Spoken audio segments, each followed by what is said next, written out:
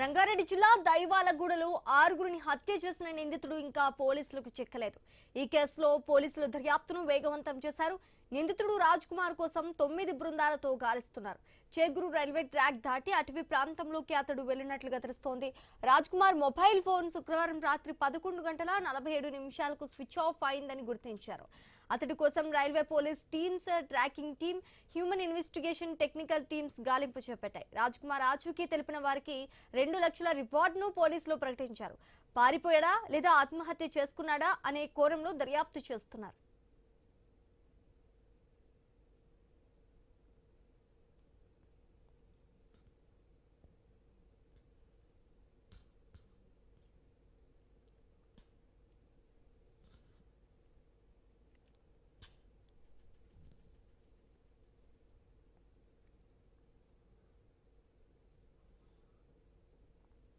రంగారెడ్డి జిల్లా దైవాలగూడలో ఆరుగురిని హత్య చేసిన నిందితుడు ఇంకా పోలీసులు చిక్కలేదు.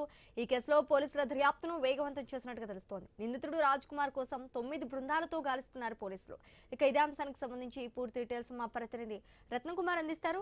రత్నకుమార్, శ్రీజ, షాబాదు మండల కేంద్రంలో జరిగిన 6 మర్డర్ల కేసు అనేది ప్రస్తుతం సంచలనంగా మారిన నేపథ్యంలో పోలీసులు ఇన్వెస్టిగేషన్ వేగవంతం చేశారు. నిందితుడు రాజ్ కుమార్ కోసం ప్రస్తుతం గాలిస్తూ ఉన్నారు.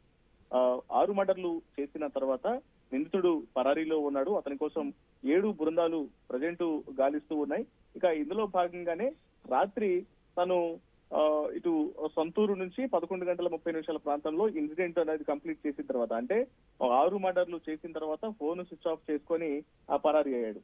అయితే స్థానికంగా ఉన్నటువంటి తిమ్మాపూర్ లోనే తను